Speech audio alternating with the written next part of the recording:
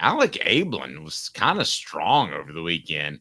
He's talking about Holden Stays from Notre Dame and Miles Kitselman from Alabama says, quote, I don't want to crown them too early, but they're doing a really good job.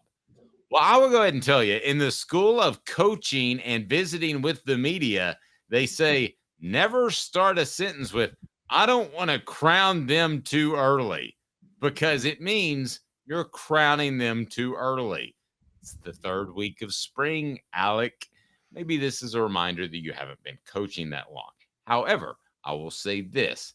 Tennessee has to replace 474 yards, 38 catches, and 9 touchdowns from last year's squad in McAllen Castles and Jacob Warren. I think this is a very, very good sign that Abelin likes Stays and likes Kitselman off the get, because we haven't talked much about this position, but it could swing either way, Caleb. It could be a real X factor. Yeah, and I still don't know where they're going to go, because Kitselman and Stays they each fill a different type of void for tight ends. So the way Josh Heupel likes his tight ends, he wants the physical blocking type of tight end that you can run the ball a lot with, that could be a red zone threat, and then he wants the athlete at tight end. And that, I mean, McConnell Castles was more athlete in open space. Jacob Warren was the more blocking tight end. Is that fair to say? Yes. Yeah, and so I think with these transfers, Holden Stays as the more athletic tight end, and Kitselman is the more blocking tight end. Now, the question, though, is where does... I wouldn't be surprised with Kitselman taking over in the blocking tight end role. But if Holden Stays is standing out in the athletic tight end role, well, there's competition for that, because Emmanuel Okoye and Ethan Davis are right there behind them. And Ethan Davis, I thought, was going to be the ultimate playmaker at tight end going forward. Here's where I stand on Okoye. I've got to see another year. I think they switched him from defense to offense, and so I got to see 2 years of just playing tight end. So I'm not even making any sort of judgment on him until 2025. That's just where I stand. He could prove me wrong. Good luck to him. Ethan Davis, I think, has a factor. It can be a factor this upcoming season. Now, Josh Heupel has to change some things that he's done previously at Tennessee. What's he done for the previous 2 years? I mean, by the book, it has been one tight end, one tight end out, one tight end, one tight end out. And he's played a lot of one tight end sets, and that's what they've run primarily. So the one tight end is going full board. He's a bigger guy, can't hang with the receivers. So they put another tight end in there to be fresh. Would you go to a 3 tight end rotation? Would you make Kitselman your 3rd tight end since he's a blocking guy? Those are things that you might consider to have Ethan Davis be a bigger factor. But I don't want to sell Ethan Davis short at all, because you did have Alec Abeln go on to say that he was very high on Davis, saying, quote, this spring he's done a great job getting his body right. I think he was 242 pounds last week, and he's so comfortable now with where to be and what to do. So you're right. You don't want to Milton the kid, and that is play the guy above him on the depth chart more than you should, so that he doesn't see his development, which is what happened to Nico last year. Don't Milton the kid. There goes Dave. Just was like, how can I work in a shot at Joe Milton? And there he did it. Was that my best one? Unfair shot. Dave, Joe Milton wasn't a bad guy. This isn't like some people that I think it's... Yeah, some people, like, for instance, if you want to take shots at Arian Foster, go right ahead, because Arian Foster deserves it. You show up with a Duke at practice and bowl practice, that's not I got a problem. You don't show up with the NFL ball at spring practice. Sorry, half stripe it, kid. You got a little whatever. Here we go. Here goes Dave. That would gripe my rear till he and I would either be fighting or I would have to leave. I don't know why, but I heard that, and I really haven't expressed to you how much that really bothers me, but it really bothers me. Yeah, I'm gathering that. Okay, so to the point Where you go? It's the NFL football. I'm going to get drafted in April. Y'all care if I throw with you? How's spring camp going? Or no, sorry, how was bowl practice going? You're ridiculous. To your question of do they do 3 tight ends? No, because that's against Josh Heupel's philosophy. He likes a set rotation and he likes to go with it. And I think part of that is, Dave, when you run tempo, it's almost like basketball, but it's football, which is its rhythm is a big thing. And I think you want to be in rhythm. And so I think that's why he likes to shorten the rotation and just keep the kids in shape. And so I think he's going to I don't argue with that, but I think the question is Kitzelman your third tight end, essentially? Is he a blocking tight end in short yardage? Is Ethan Davis? He's your second tight end.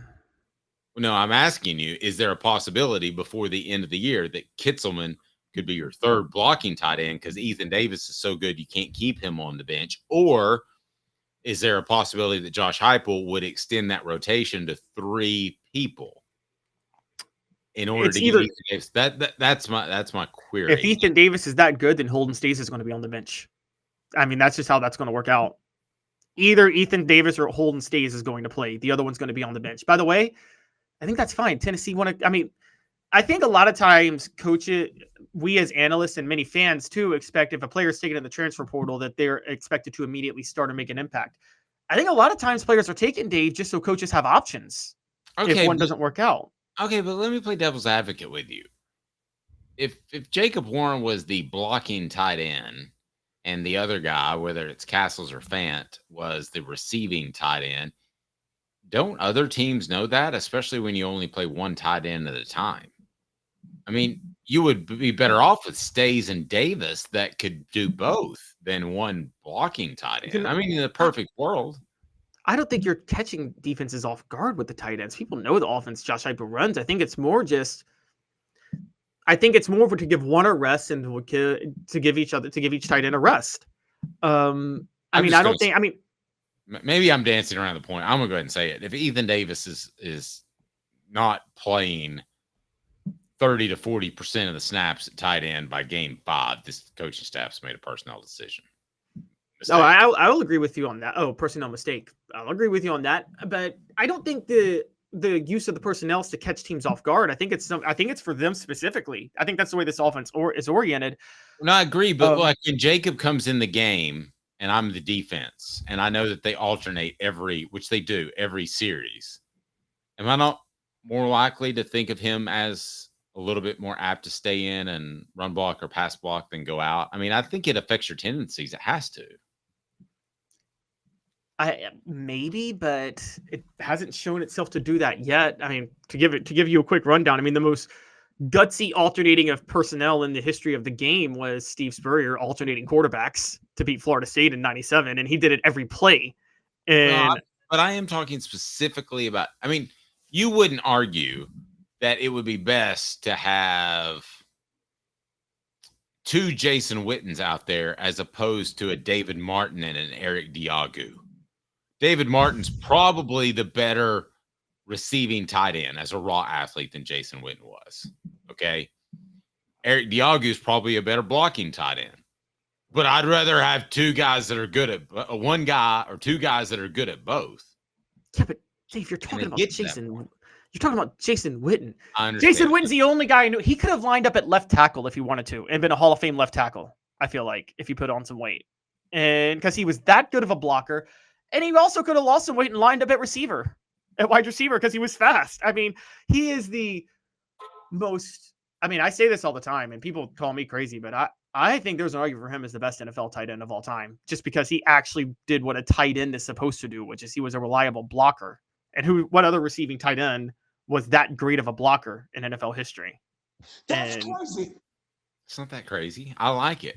If you want to get on board with the Cowboy, I'm down with you. Roto 22. You don't have to unscribe with all the Milton bashing. I'm not bashing Milton. I hope for one that he makes $1 gajillion. I do. So let's ask you, Dave, because I want to know your question, because the message board is doing it. Jared Garantano or Joe Milton? Who are you taking? I was actually going to toss that back to you. It's so tough for me because of how affected quarterbacks are specifically by coaches. You could be the greatest quarterback in the world, and if I'm a terrible coach, you're just really up the creek. I'm with you. That's why I'm considering Garantano because, I mean, look at what he was stuck to labor under. Like, And I don't feel good about it. I don't feel strong in either decision I would make. Do you? no, I don't. But Joe Milton had the most. I mean, the knock on Milton. I'm sorry, but like, I'm going to have to side with you on this, Dave. Joe Milton had the most quarterback-friendly offense in the history of college football behind him, and True. Now, I want to give Joe Milton credit for one thing, and that was his strong arm, and I know everybody does. But let's don't forget that he had an answer. When his accuracy failed him over the middle, and they got a little bit afraid to throw it over the middle, he had the strong arm to be able to pull off the long screen passes, and that's what kept Tennessee's offense moving. I know everybody he hated throws a it. mean screen, man. I know everybody hated it, but man, it did get out there quick. And I'm being dead serious. That's the sign of a college athlete, one that has a change up where things don't go his way, and then he can still, or she, and he can still do a strong job. So I'm giving. This is reminding me of like when people talk about certain basketball players that they like who aren't that good, and they'll say, man, he's great at setting a pick. He sets a mean pick. Have you seen the way he sets that pick, Dave? And now Travis is unsubscribing too. It's all falling apart. I apologize for that.